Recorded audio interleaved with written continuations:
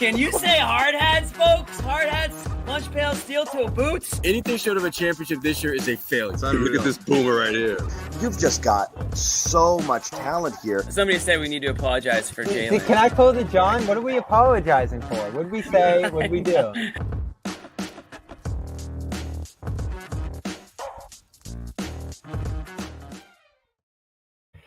Hey, Barry Manning here. Welcome to a Friday edition of the Garden Report, as Celtics just about 4 days from opening night.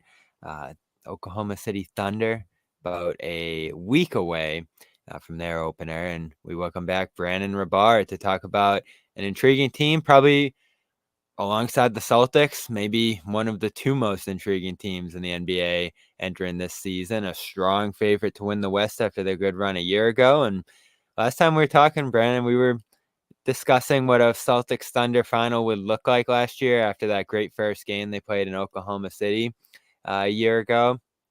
And now a lot of people are going to look at this matchup and consider almost a foregone conclusion. Now, the West is tough. There's plenty for Oklahoma City to prove after losing that series to Dallas last year.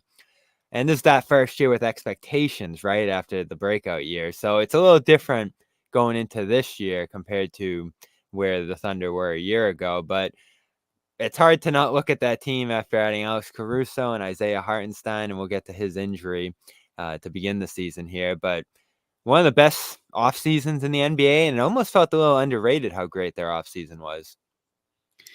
Yeah, adding Alex Caruso and just flipping Josh Giddey for him. You know, Josh Giddey, I do still think has a lot of potential as a young upside player. He just doesn't fit on this Thunder squad when you need to put the ball in his hands to be effective. But you can't take the ball out of Shai Gilgeous-Alexander's hands or J-Dub's hands. But to flip Josh Giddey without giving up any first-round picks and to get an all-NBA defensive player and Alex Caruso and a guy that shot 40% from three. So he's a two-way player.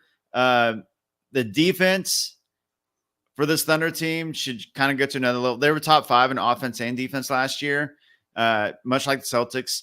And they add Caruso and then adding Hartenstein, again, without having to give up anything because they got him in free agency. So didn't really lose anybody in the rotation besides Josh Giddey. And you add Caruso, you add Hartenstein, 2 elite role players, and all these young guys. The team is so young. So internal development, you got to figure, Chet's going to get better. J-Dub's going to get better. Cason Wallace, a lot of these core players should get better. So really, really good offseason for the Thunder for sure. Yeah, and they addressed their biggest need in Hartenstein, who goes down with a hand injury to begin this year. So not devastating, no surgery required from what I've read so far. So that's a positive.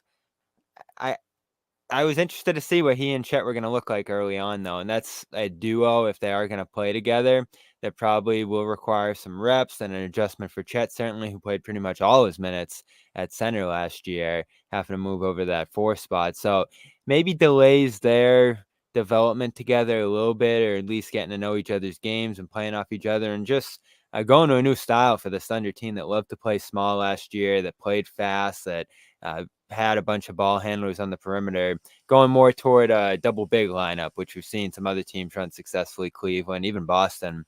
So they needed this dimension, but the reps it's going to take to get it to work and to see what it's capable of and when they need to go to it get delayed by this a little bit.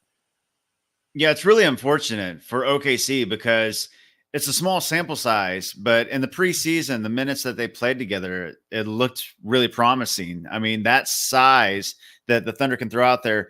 Chet's 7'1" and has a 7'6" wingspan. Isaiah Hartenstein is 7 foot, 240 pounds. I mean, these two together, that Dallas series, the Thunder actually outscored the Mavs when Chet was on the floor. It was the minutes that Chet was off the floor that the Mavs really took advantage of the Thunder because they didn't have another big to throw out there. So to have Hartenstein, like you said, really does shore up the biggest weakness: size, rebounding, physicality, rim protection when Chet sits.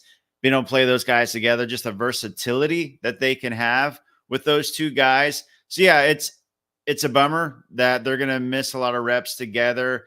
The news was 5 to 6 weeks. He'll be reevaluated. Of course, it's a week until the season starts. So you figure 4 or 5 weeks into the season. So we're talking a month and a half, maybe 15 to 20 games that Hartenstein misses. This is a guy, he only missed 7 combined games the last 2 seasons. So he's been really durable. So it's just a really unfortunate injury. But like you said, looks like no surgery. So not devastating. Majority of the season, he'll still be out there.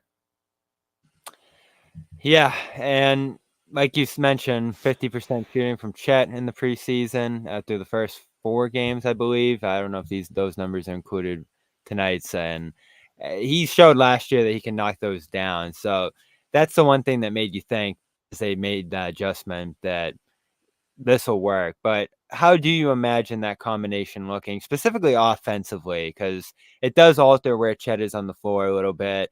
Hartenstein, you love him at the 5, especially the way he can create. But is it going to look like that Knicks version of Hartenstein necessarily? What did you start to see in the preseason when those two were out there together on offense? Yeah, so we saw Chet, playing on the perimeter, because he can shoot. He shot 37% from 3 last year, and he shot nearly 40% from 3 at college. So he's a shooter. He brings a big out. Hartenstein, we saw him. He's a great screener, and like the space he can provide for Shai Gilgeous-Alexander and for J-Dub on drives. But we also, he's got that floater, that little 5-foot floater. That's money. One of the most efficient floaters in the game. We've seen those two guys already kind of screening for each other, opening up space for the other. And we've seen the biggest thing that stood out to me was Hartenstein's passing and playmaking. He's a really good passer for a big, and like him creating from the high post and him looking for J-Dub, Chet, Shai, Dort, and all those guys. The creation, I think, that he brings kind of brings another element to this team. And then, of course, the offensive rebounding, and then just allowing Chet to kind of roam offensively, because Chet can score down low. He can score from the perimeter. I do think that the Thunder will try to encourage Hartenstein to shoot as well from the three-point line. He didn't really show that in the preseason, but they've talked about it in training camp. He flashed a little bit of that with the Clippers, not so much with the Knicks at all, but I think it's something they want to kind of look into, because the Thunder would still like to play 5 out if they could, but Hartenstein's kind of roamed all over, and so is Chet. Yeah, they're going to go back and forth there. That's always interesting to me, because I remember a year ago, Porzingis comes into the Celtics and Horford's rolls and flex, and it's like, oh, you can play them together sometimes, play Porzingis solo sometimes, and maybe go matchup base there. But they ended up just playing Porzingis at center all year, Horford off the bench all year, and went with one look there. Are they going to go back and forth between that 5-out look and maybe bring Hartenstein off the bench sometimes? Or do you think when those two are out there, they're just going to start together? Yeah, so I think that it's going to be kind of fluid. Like, we know for sure the core 4 of the Thunder that's been there will start. I know I've seen some people assume that Dort would come off the bench now that the Thunder have Caruso and Hartenstein. Dort's going to start for sure. It's going to be SGA, Dort, J-Dub, and Chet. And then that 5th starter, I think sometimes will be Caruso, sometimes will be Hartenstein. It could be matchup dependent. The Thunder haven't really tipped their hat at all. When all those guys played, one game Hartenstein started, Caruso came off the bench. Another game, Caruso started, and Hart came off the bench. So I think that, I don't know if that was Daigneault, keeping teams guessing, keeping fans guessing, keep all of us guessing, or if it's going to be matchup dependent, or they just don't want to, reveal their cards. I imagine, knowing Daigneault, he'll settle in on a typical starting lineup, but won't be afraid to change it up matchup wise. I think for the most part, Caruso is going to start and Hartenstein will come off the bench. But a team that's really big, I think Hart will start alongside Chet.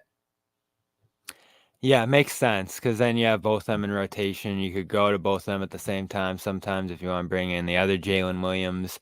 So it gives you a little bit of flexibility there, especially when you do have that third big in the mix. I do want to talk about Caruso a little bit, but first, shout out to our sponsors here, Prize Picks. Great weekend to go over Prize Picks football game, still rolling college and pro, and it's just you against the numbers over at Prize Picks, our official daily fantasy sports partner here at CLNS Media. Use the code CLNS right now. Play $5, get $50 instantly. And for opening night, Wolves Lakers on Tuesday, you'll get a free Anthony Edwards square as well. So if you run a 2-player lineup, You got one for free there already with Edwards on Tuesday night. So go check that out for the start of the basketball season as well. And again, use that code CONS. 2 more players, pick more or less than their projections. It's that easy. And unlike these full season fantasy leagues where whether it's basketball or football, guys are going down left and right, you're just picking for that one game, that one weekend, and there's even injury insurance over on Prize Picks. So your season won't be ruined by an injury. So go over to Prize Picks again, use that code CLNS, and check out the Game Time app right now, whether it's for opening night or any Celtics game this season or Thunder game. Go over there, use that code CLNS for $20 off your first purchase. Terms apply, panoramic views of your seats, see where you're going to be sitting. All in pricing lets you know exactly what you're going to be paying. It's a great experience over there. And sometimes the best deals are right up until or even a little bit after game time. So that's a great experience to get over at Game Time. And again, use that code CLNS for $20 off your first purchase. Terms apply. So it doesn't look like he's played a ton so far, but first impressions of Caruso, who I think everybody looked at that trade and thought slam dunk. It's just a no-brainer, especially not giving up picks. I do, the more I think about it, like it a little bit more for Chicago and think there's some good merits on both sides there. That's not to say that it's a massive loss giving up Josh Giddey for the Thunder, who by the end of the playoffs there looked like it was time for both sides to move on from that arrangement there. And he got off to such a great start in Oklahoma City to his career. And, Shai just ends up taking over the ball at time, like you mentioned. It's just not as natural for Giddey playing off the ball. So I think in the end, a good trade for both teams. Caruso, like you imagine a Celtics Thunder finals matchup, and you need that extra wing defender alongside Dort to be able to defend the Browns and Tatums of the world. So it makes a ton of sense in that aspect. And also adds some 3-point shooting to a team that was already really good at that a year ago. So you don't lose anything in that regard. So this is, I think we spoke about it last time we talked, a team that needed to make that next move, that needed to consolidate a little bit, make a splash. And they got that done with Caruso and didn't even need to give up the stockpile of picks. But what's been your impression of how he fits in on this team so far? Yeah, he so far fits in seamlessly. Like, just being able, I think he's a guy that on any contender he would fit really well, just because he's a smart player and he makes winning plays. And the defense obviously speaks for itself. All NBA first team 2 years ago, All NBA second team last year. He can guard 1 through 4 really, which is wild given his size. But also offensively, being able to space the floor and shoot 40% from 3. He doesn't require the ball, but he's able to move the ball. So with the Thunder, they're built around Shai, J-Dub, and Chet to be able to kind of slot him in. He's a perfect fit next to Dort, Shai, J-Dub, like all these perimeter defenders. And like I said, like he can guard a point guard one night. Maybe Dort will guard a point guard that night, and he goes over to shooting guard. Maybe he'll guard a small forward. He can guard up and down the lineup. So to have that versatility on this Thunder team, I really do think he really is kind of a perfect fit for what they're trying to do. And, looking ahead, just because, you've mentioned it and it's kind of the favorite pick right now is Celtics Thunder, just like thinking about, possible matchups with the Celtics, since they're the best team in the NBA, defending champs, and kind of what, I think that the Thunder in a lot of ways are kind of building their team like the Celtics built their team. You got like the MVP candidate and Jason Tatum and Shai. You got the second scorer named Jaylen Brown and Jalen Williams. you got the 7-foot big that can block shots and shoot threes with Porzingis and Chet. You got the perimeter defender elite wise that can shoot threes and like Drew Holiday and Alex Caruso. Then you got that other defender, kind of jack of all trades with Derek White and Lou Dort. So kind of like, and then you got that bench big. That's a great big that would start for a lot of teams, and Al Horford and Isaiah Hartenstein. So just like a lot of similarities. So I think like, in comparison wise, it's kind of like Alex Caruso is kind of like the Drew Holiday trade. I feel like for the Celtics, not saying like it'll yield the same results or the Thunder are going to go to the finals or win a finals or anything, but I just kind of see that parallel. It felt like that kind of trade to me. Yeah, especially since you look a year ago and even 2 years ago when the Celtics made the White trade, they gave up a lot. There were questions, is he the right piece for this team at this moment? And I think it was a lot more divisive at the time, whether that was the right move for Boston. and it ends up just working perfectly. And then the Drew trade ends up being that no-brainer. With both, though, you never imagined that those would be, because Brown and Tatum took some real steps last year, and they were the driving forces. But when you looked at the backcourt, especially considering that those guys ended up going to the Olympics and being such key parts of that team too, that backcourt and those guys that you made moves for along like the ancillary part of the roster ended up being like so central, so consistent. And when you think about it, like Porzingis went down, they won games without him. They went undefeated without Brown during the year, but it was really that like Holiday White combination that you couldn't live without on this roster. So to be able to get a piece like Caruso here that adds similar elements does speak to whether you're a contender or a team trying to build toward that. Those are the kind of pieces you really need alongside the stars, maybe as much as the stars. And they went out and got that pretty easily here. Like, you didn't have to give up draft picks like the Celtics did for Holiday or White in that case. And I didn't even know he played for Oklahoma City before. I found that out within the last week or so. So that was like another cool way of the story. But it is fascinating, this matchup, as we start to imagine it super early here, because you mentioned all the pieces and how they line up and how many similarities there are across the rosters. But I also just look at the way the Thunder play. And the one thing I said last year going into the playoffs is, like, if the Celtics play their game, if they do what they need to do, they're going to win this thing. There's no team out there. There's no super team. There's no threat that really scares you, like, to use that word scare.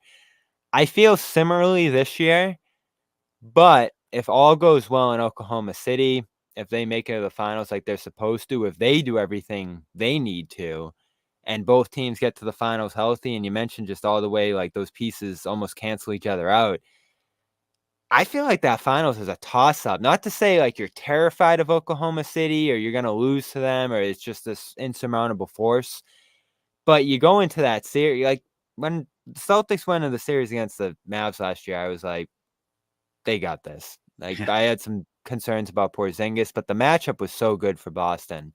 You go into a series against the Thunder, the way it looks like they're going to succeed this year, you're more like, oh, this is going to be a tough one. Like, this could go either way. I don't know. Yeah, it really does. There really are so many parallels and similarities. And the Thunder, just like the Celtics are they're just so deep. They have you need top end talent to win. And both the Celtics, obviously, and the Thunder have that, and Tatum and Brown and Shai and J-Dub and Chet and those pieces. I just the matchup is fascinating. The difference obviously right now being that the Celtics have been there, done that, proven it, had the experience, and that's what the Thunder are trying to be. And this will be their first, go around with this version of the team, adding Caruso and Hartenstein. They got some playoff experience last year, made it to the second round. They were one play away, one foul away from a game 7 against the Mavs, for the chance to go to the Western Conference Finals. So, this young team got some playoff experience last season. And yeah, I think the biggest thing is just health. And, today was a tough day for the Thunder, finding out that Hartenstein is going to be out 5 to 6 weeks. And then the preseason game tonight, Jalen Williams hurt his ankle. Hopefully it's not a serious one. They're going to reevaluate it. By the time this goes out, it'll be today. So hopefully we'll have some encouraging news there. So I think, health is always the big question mark for every team. You just never know. But, given health, I mean, to me, the Celtics are obviously the class of the East, and I do think that the Thunder on paper are the class of the West right now. Yeah, for sure. And health's always the biggest caveat. I think the difference for the two teams is the Celtics are in a conference that is still the weaker of the two conferences, I would say, especially at the bottom end. You're probably getting a layup first round if you're Boston. Second round, manageable as well. Last year was Cleveland. It was pretty tough, but not a team you're likely going to lose to if you're Boston rolling at full speed. For the Thunder, you start to think about the bottom of the West, and it's like round 1, do you get a fully loaded New Orleans team? I know that ended up being a bit of a breeze from last year, but Zion goes down. Do you get Denver team somewhere along the way, and you have to contend with Jokic? Mavericks still, again, that's like, I don't think they're the favorite in the West by any means or even close, but they can beat any team in the West with Luka and Kyrie and that team they have there. So that's the biggest hurdle to me, alongside health, obviously, in this matchup happening, is that the Thunder are just going to run up against something extremely difficult in every single round, in all probability. So when you look at the matchups along the way in the West and some of the contenders out there, fellow contenders, and even just the things that, you have to factor in for the Thunder internally, aside from health, what do you think is going to be the biggest factor in them reaching the finals or not? No, I think you nailed it. I think the other big thing is just the West being so stacked. I mean, there's a good chance, like they were very close to having to play the Lakers and LeBron and Anthony Davis in the first round. And obviously, those guys are older, but it's still LeBron and Anthony Davis in a 7-game series. You never know. Yeah. It could be, like you said, the Pelicans should be even better this year. They got Zion back. They got DeJounte Murray. It could be the Kings, who added DeMar DeRozan alongside De'Aaron Memphis. Fox. Yeah, Memphis with Ja Morant back, and we haven't seen that team with Marcus Smart. So the West it's tough. The contenders you feel like are the Thunder, the Mavs, the Wolves, and the Nuggets. That's kind of like everybody's pick for the top 4 teams, like the home court advantage teams. But even after that, I mean, the Suns, they got a little bit deeper Phoenix. this season. Yeah, they're going to be healthier. When all 3 of those guys were healthy last year, they won at a pretty good pace. So there's no easy matchups in the West. Even round 1, you're just kind of like trying to dodge a bullet and hoping you get like a decent matchup, that for your own personal team that you match up well with. But it's just so rough in the West. Are they a level above? I feel like in the regular season they could be, but in the playoffs it's going to be tougher. And I feel like they're going to get there, but man, it could be it could just be grueling. And sometimes that determines the finals, right? I feel like that was a factor in the Celtics Mavs outcome last year too, is the Celtics didn't play any more than 5 games along the way, and Mavs are just scraping through that Oklahoma City series, and then they got to fight with the Wolves, and even back to round 1, the Clippers. It's just all an uphill battle in the West. Yeah, it really is. And we haven't even mentioned like Steph Curry and the Warriors. I mean, like, they're older. They haven't done anything in a couple of years, but it's still Steph Curry, and Draymond should play a full season if he doesn't get in any sort of trouble this year. And they added a couple of pieces. I mean, it's just so tough in the West. All that said, though, I do think it speaks to like how strong this OKC roster is, that, they're the youngest team to ever be a 1 seed last year in a loaded West. They were the youngest team ever to win a playoff series. And despite the West being even stronger this year, there's really only 2 teams, the Jazz and the Blazers, that everybody's like, okay, those are like Cooper flag teams. Every other team, depending on what you think about Kawhi Leonard's health and what he'll, do for the Clippers this year, that could be a possible, play-in team at the very worst. So I think it speaks, though, to the strength of this OKC roster, that still, despite this West, that everybody kind of is writing them in as the favorites to win the West. Yeah, and a big factor there too, if it does come down to Boston, Oklahoma City, and even some of these series here, Dallas, Oklahoma City, potentially is the best player in the series, and Shai gives the Thunder that case in pretty much all these series that they'll face, except maybe Denver. If you go up against them. So I want to get into that. There's some rankings that came out this week as well that look pretty favorable for Shai. Some mixed results for Tatum there, but I want to shout out Nutrafol back here on the Garden Report, and we're well into fall by now. Our busy schedules have already started, and Nutrafol is the #1 dermatologist recommended hair growth supplement brand, trusted by over 1 million people for thicker, stronger, faster growing hair with less shedding in just 3 to 6 months. So you get started now as the fall is getting going, as you get into that schedule, and just make it part of your routine, like back to school activities, tighter work deadlines, basketball games. We're going to go into 1 million of them soon when the season starts this week. So if you're interested in having hair that grows faster, stronger, and longer while dealing with all the stress and sleep and eating routines that you're trying to develop to have a healthy lifestyle, Nutrafol addresses what can cause thinning hair for men and women. A one-size-fits-all approach to hair growth doesn't cut it. So Nutrafol has multiple formulas for men and women that are tailored to different life stages and lifestyle factors. So you can get just what you need. So get results you can run your fingers through for a limited time. Nutrafol is offering our listeners $10 off your first month subscription and free shipping when you go to Nutrafol.com and enter the promo code GARDEN. Find out why over 4,500 healthcare professionals and stylists recommend Nutrafol for healthier hair at Nutrafol.com, spelled Nutrafol.com, promo code GARDEN. That's Nutrafol.com, promo code GARDEN. So I think we had this discussion last time, Brandon. Shai, Tatum, those two vying for MVP, vying for top status in the league. And I had this conversation with Keith Pompey in Philly because it's almost a similar thing with Embiid, Tatum. They're in that same category. They're both fighting at a similar echelon in the league.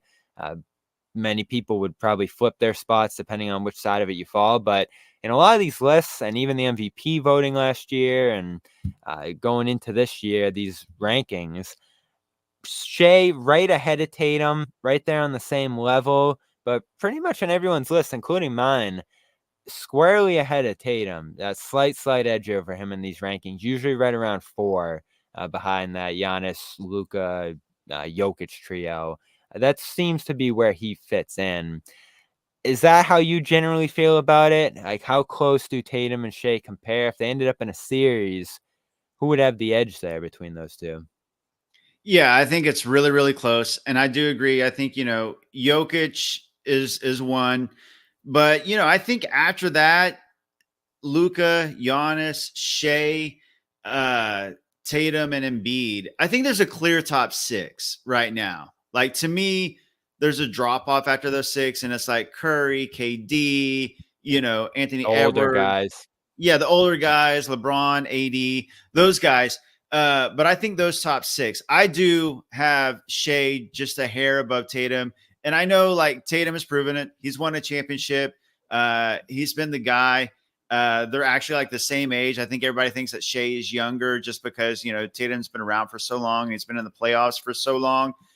But I think, like, when you look at, like, overall numbers and just the fact that, Shai led a team that was the youngest team ever to the 1 seed in a stacked West. And, you can look at, like, playoffs, but, like, he outplayed Luka in that, the Mavs beat the Thunder, and Luka was probably not 100%. I'll say that. But Shai was the best player in that series. So, like, Shai had an incredible, but I do have Shai just a tad above Tatum. Yeah, and I think the playmaking probably the biggest factor there. You probably give Tatum a edge in the 3-point department, despite that fluctuating a little bit for him, at least recently in this preseason. He's turned it around, which is a big factor for him going into this year. So that's a big one he has, along with height, size, defense, close for those two. Shai's just such a great defender too, and Tatum, when he reaches his highest level, is pretty great too on that end. So much of their game's comparable. Shai does things so much better inside the arc, the mid-range game, getting to the free throw line. All those are edges for him. So I think it comes down to that playmaking, and Shai has that edge for now. Tatum took a serious step with it last year, and even this preseason, some of the reads he's making, some of the passes he's making, and obviously the teammates around him that he can set up consistently. If you're Tatum, can you get to 6 assists a game this year, 7 assists a game like you saw in the playoffs and finals from him? That's where I think he starts to close the gap with Shai and certainly the other guys here. But obviously it was a divisive summer for Tatum. The Olympic thing, all those, the perception, the way he celebrated, whatever people want to nitpick about his run and even the Celtics run. How did you come out of that feeling about him and where he's at in his career and just how you look at him as a player? I mean, like I said, I think he's a top 6 player in the NBA. And what's funny is all the guys that we both have ranked above him are all international players. So to me, he's the best American basketball player in the world right now. I really do think he is. So I was confused as anybody else was by his playing time in the Olympics. I didn't get it. Didn't make any sense to me whatsoever. I don't even know how to explain that.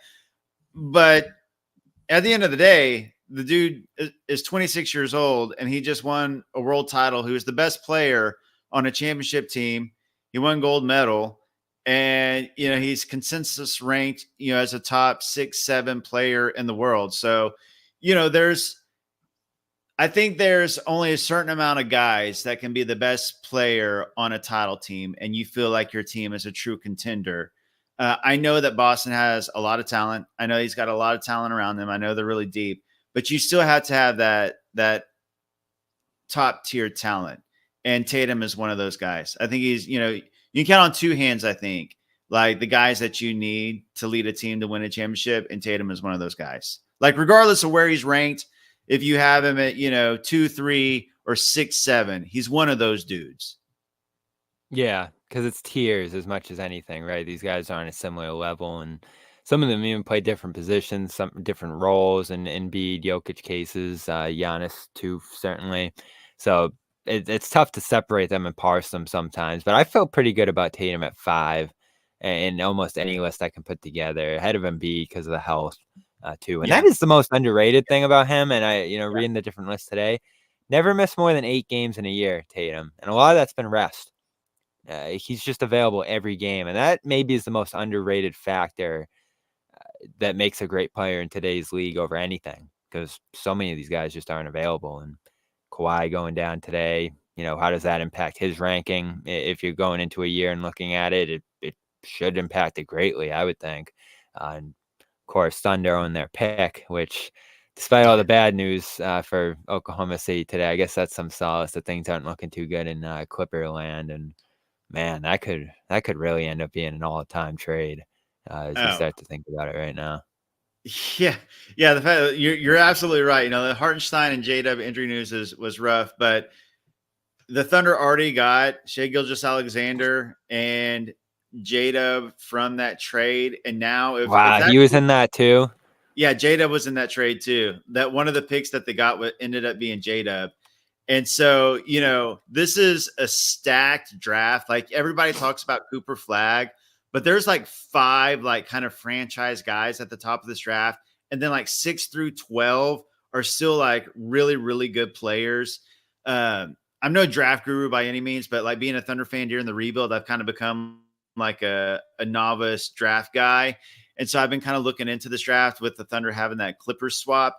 And if the Clippers ends up being a top 10 pick, which, if Kawhi doesn't play, half the season this season, which who knows, but he's out indefinitely to start the season, that could be a top 10 pick for the Thunder. And regardless of whether it's Cooper Flag or not, if it's just a top 10 pick, that's going to end up being a really, really good player that the Thunder gets. So they could, possibly be, top of the West and then get a top 10 pick, which the Celtics would know about that as well. So, one of, I was just going to say, add it to the parallels. Yeah, that's exactly how they got Tatum and Brown, was that KG trade and Pierce trade to Brooklyn that brought back all those picks. So it's amazing how similarly these two teams came together. And now they could be on a collision course. General thoughts on the Celtics going into this year? Are they just going to roll like they did for much of last year? I know Porzingis is going to miss a little bit of time here, and Horford's getting a little bit older, taking it slow into the preseason. So there's some questions going in, but the way they played this preseason for the most part, even into their bench units, look pretty dominant, pretty similar to last year. Yeah. And by the way, I should say, I think you talked me into ranking Tatum above Embiid because of the health thing. I think I'm with you. I'll go from 6 to 5 for Tatum. Put Embiid down at 6. It's tough. I mean, like, Embiid might have him head-to-head, skill-wise, numbers, all that, but he just misses so much time in the biggest moments, too. And Tatum's beat him in many series now, too, multiple series. So that's a consideration, too. No, big time for sure. And he's already said that he's not going to play back-to-backs maybe for the rest of his career. So when you look at that one, like looking at the Celtics this season in the East, I think the East got better because the Knicks got better. The 76ers got better with the Paul George trade. But right now, Paul George is hurt to start at the beginning of the season. I think he'll be back soon. But Embiid, health is always in doubt. I think the Bucks will be better because they're going to be healthier. I think the Magic obviously got better. That defense should be really good. The Cavs should be solid. But ultimately, in the East, I think that the Celtics, I think that the Knicks or 76ers probably the toughest competition. I don't know. I just don't see any scenario where if the Celtics are healthy that they lose to the Knicks or Bucks or 76ers. I just don't see it. So yeah, I have the Celtics, provided health coming out of the East this year. And like you said, like the first round, like I don't even know, whether it's like the Heat or whoever they would play in the first round. Like they don't even have to worry about that. So yeah, I think that I'd worry about the Heat. I'm well, that's never true. gonna Yeah, stop that's worrying true. about the Heat. Yeah, that's a good point. Good point. Even Yeah. after last year. Yeah, true. That's a very, very true statement. That is a good call. Good call. But yeah, I it's just tough for me to see any team because because they won a championship, and I think because they have Horford, who's older, and Porzingis, who's a little bit older, little bit. People see this as like an experience. This is still a really young team too. Like the Celtics are young too. They're not as young as the Thunder, but I mean, like Tatum and Brown and those. I mean, their two best players are still incredibly young. So I don't think by any means that the Celtics are going to be any worse this season. I think they're still the odds-on favorites to come out of the East for sure. Yeah, and you mentioned Horford, it just pops in my head again. Thunder. Yeah, that's right. Another Like, similarity. Yeah. that's like a great chapter to that story. When the book gets written and all that, is just that year he spent there, reviving his career, playing well. Like I remember watching him there in Oklahoma City and just being like, all right, that looks more like Horford again. And then, we start talking Kemba trades that time of year, and all of a sudden Horford's back in Boston and looking like he never left. And man, the last 3 years of him, and he pretty much played center the whole run last year while Porzingis was out. It's unreal what he's doing at 38. And that's another factor in that, if it does come down to Boston and the Thunder, he's just such a rock come playoff time, doing all the right things. Defensively is almost as good as ever. Like there's not enough you can say about that. And when you look back on it, like the Thunder really did the Celtics a solid there. Like taking on Kemba, they got one pick out of it that wasn't even that great. Like Yeah. they really like jump started the Celtics turnaround with that trade. Yeah, the Thunder and Celtics, like with all the parallels and everything, they've had a really good relationship as far as like trades throughout history. Like they have like some sort of like mutual, Kendrick thing going on. But Perkins, Jeff Green. yeah, exactly. Exactly. So there's been this like kind of established relationship, and it was cool. Like Al Horford, his whole time here, he was so classy, such a good dude, and like was a good leader for such a young team. And it was kind of the first kind of tease of what Shai could be with a center like that who could stretch the floor. Like their two-man game was really, really impressive. That was supposed to be a tanking year. And when Shai and Horford were out there, they were winning too much. Like the Thunder were winning too many games with those two just because Horford was so good. He was supposed to be washed when he was with Philly. Then he came to the Thunder and he looked great. And so it's kind of like a preview of what, Shai could do with somebody like Chet. So like Thunder fans love Horford. He was only here for a season and he only played half the season. But the organization and fans really, really like the guy. So it's looking way ahead, and we'll hope that's going to happen because, again, it's such an intriguing matchup. But what do you think a Celtics Thunder finals would look like? What do you think this matchup would look like if it comes down to it? And we do have to wait until, I think, January, right, for these two teams to face off. So it's going to be a little while, but hopefully by that point, Hartenstein's back and healthy, and Porzingis certainly probably going to be back in the mix by that point as well. So at least they'll give us these two teams healthy when it does happen. Yeah, I think some of it will be like who gets home court advantage. And I think that you feel like you got to favor the Celtics there because they should get more wins in the East, like especially with those bottom tier teams. So if you feel like the Celtics have the home court advantage and they have the playoff experience, they're the reigning champs, you feel like you got to, favor them. Because I do think just like roster wise, you can make an argument either. I really do think there's so many similarities and parallels, and we kind of went through the top six guys. But even after that, I know that the Celtics have some good depth past their top six, and so do the Thunder with like Isaiah Joe and Aaron Wiggins and Cason Wallace. Like both of these teams are so stacked. Some will be like, who's hot, who goes cold, home court advantage. I think truly if the Thunder get there, that means that they've become playoff tested between what we saw last season and whatever happens this postseason. If they go through a gauntlet of like Lakers, Nuggets, Mavs, Wolves, whoever it is, like by that point, they will be battle tested. So at that point, I truly do think it could be a toss-up series. Like, I don't want to predict who would win right now. I just think that the two teams are so evenly matched on paper. I think that some of it's just kind of be home court and who gets hot. Yep, January 5th, Celtics Thunder in Oklahoma City. March 12th, the Boston matchup between those two. And who knows, you got the in-season tournament too, so maybe something comes together there. Yeah. So we'll anxiously await this matchup between these teams.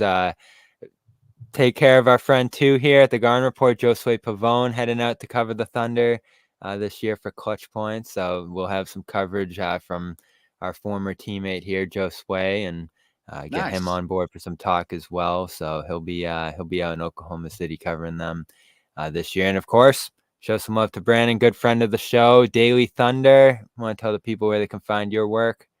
Yeah, they can find me at dailythunder.com, or you can find me on Twitter at Brandon Rahbar. All right, Brandon, good talking to you. We'll catch up later this season. And opening night going to be Thursday in Denver, right? Thunder Nuggets, so a good one right off the bat. Yeah. Could be a possible Western Conference title preview. We'll see. Like, really, really good game to start off for sure. Thanks for having me, man. Yep, no doubt. And that'll do it for us tonight. Practice coverage coming your way Friday afternoon for the Celtics. Saturday they'll be practicing as well. We'll wait the Lonnie Walker news. A lot of people interested in which way that's going to go. Saturday afternoon, 5 o'clock, the deadline on that front. And we'll be back for a post-game show of opening night, the first game of the NBA season, Celtics-Knicks, another great matchup, and potentially an East Conference Finals preview. Ring night, banner night, really special night in Boston coming up on Tuesday, and we'll have coverage of it all at the Garden. Show some love to our sponsors, Prize Picks. Use that code CLNS over there. Use CLNS over at Game Time for $20 off your first purchase. And Nutrafol, use the code GARDEN over there for 10 months. Or $10 off your first month subscription and free shipping. Thanks again to Brandon, and we'll talk to you soon. By Manning, and this has been the Garden Report. Wait, Amit's got an outro for us, I think. No, he doesn't. He said he was going to work on an outro. He had a phenomenal game. Phenomenal game. Horford's out. I think it's an auction. That did not sound like a chair. It was a freaking chair. It does sound like a chair.